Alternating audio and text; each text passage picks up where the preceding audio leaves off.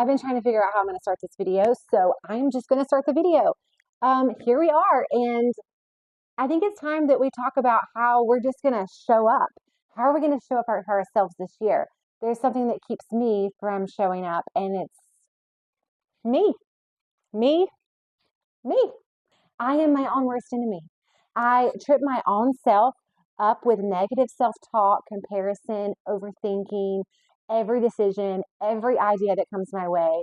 I really need this approval detox. Today's video, we're going to really break down with a few simple ways that we can show up this year to quit something that's been holding you back. Now, in this video, I'm going to give you three ways you can show up this year as we detox from approval together. Just get in here with us and show up. Let's kick right off with number one.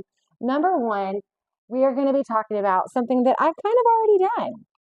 And what I've actually already done is something I checked off my list, but it was not super easy. You know, I just feel like it feels a little uncomfortable in a way. So we're going to kick off with number one. Step out of your comfort zone. That's right. You're not growing if you're comfortable. And so this YouTube channel is uncomfortable for me. Like, I didn't even know how to start the video. It's uncomfortable to post content on such a public platform that people may watch that I never even meet. And if you're out there, hi, I'm Raven. It's nice to meet you. And it's a real struggle for me. It's very uncomfortable for me to just share about something that I even deal with in my own life. So I'm learning with this podcast to not overthink it. It's okay. And then just instead grow comfortable with being uncomfortable. Why? Because the more I push myself into deeper waters, the more I find out who I really am, what's really inside of me, what purpose God has really designed me for, and not what everybody else thinks I should be. So approval, it lies to you, right? It can cause you to strive more, and you think you're striving to be successful. You're striving to be seen. I know, it's heartbreaking. And my love language is affirmation. I love it when people say nice things about me. Tell me you're proud of me. Watch me light up. So getting to know uncomfortable is actually good for us. It highlights our strengths, our personality, our gifts, outside of what other people may think. It causes us to gain ground instead of running this cycle that leaves us restless every night. So ask yourself this question: how can I step out of my comfort zone? Because no one has the authority to hold you back from the life you want to live. You know, in social settings, I get really anxious about being in social settings sometimes, especially if it's a setting that I've never been in before. And so I pour me a cup of coffee just about every time I step into a social setting. Guys, this calms my nerves. It makes me feel more comfortable. And so something that would be stepping out of my comfort zone is not making a cup of coffee before I step into a social setting, and instead just sparking a conversation. I don't know what that is for you, but ask yourself, how can I step out of my comfort zone? Because no one, like I said, has the authority to hold you back, right? No one has the authority to hold you back from the life you want to live. That's on you. So find your brave and show up for yourself. Now, number two, believe in yourself. Gosh, this is really hard stuff, but you can do it. Believe in yourself. In truth, most of us dealing with the need for approval, we've been hurt over and over. We've even witnessed maybe some type of trauma, or we were overlooked or not invited to something, and it really hurt us deep down inside. Or maybe we were even bullied in some type of way, and now it causes us to get stuck in fight or flight mode. Believing ourselves, it kind of is the opposite of our default, which is self-doubt. So what causes self-doubt? It's a cycle of things: fear of failure, comparison, mistakes, even trauma, new challenges, and insecurities. We've all got them. We put these on repeat. We will quit before we even get started.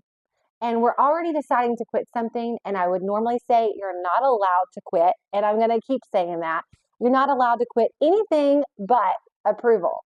I used to hate traveling alone. Like it would cause all types of anxious feelings to arise within me. And when I would have to travel for work, and I would get so overwhelmed with these feelings. It was just like on a cycle, and it would just get worse and worse. Like it starts off with just being a little overwhelmed about being alone and being a little worried. And then it would linger into comparison. Like here I am packing my bag and I'm stuffing all of these clothes in this little tiny bag that I'm trying to figure out how I'm going to get all of these outfits because I am in the cycle of comparison. And I'm wondering, is this outfit going to be good enough for this event? Is this outfit going to be the right thing to wear? And my husband looks at me and says, you're on Zoom every day. So what does it matter? They only see you in a sweatshirt every day. So every outfit in your closet is brand new. But I have this feeling that I've got to go get something new because I'm not going to impress them.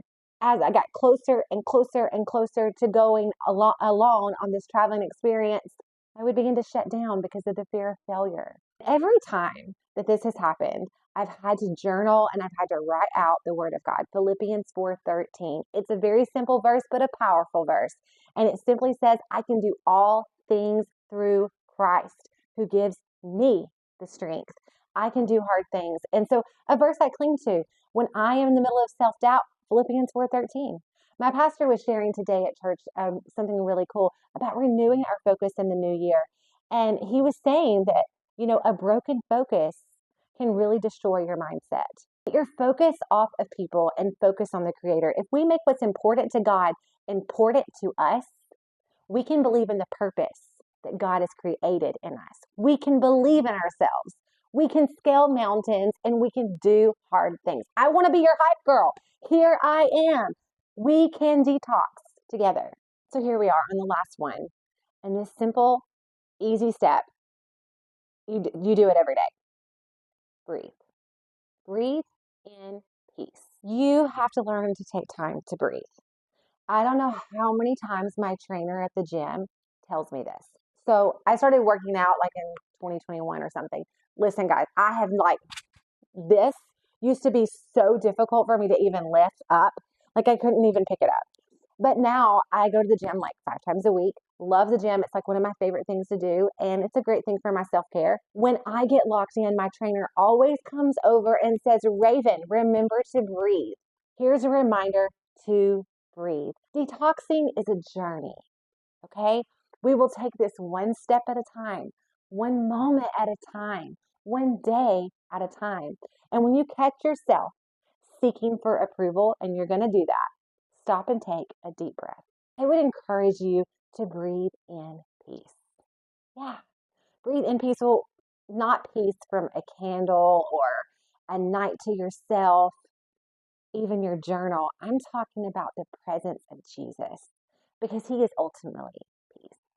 When we take Jesus with us on this journey and we take deep breaths of his peace, when the waters get choppy, like they did many times in the Word of God, he will set the record straight with his overcoming words, peace be still. Galatians chapter 1, Paul is talking to these people and he's writing them a letter and he shares with them about how shocked he is that they have decided to turn away from God so soon.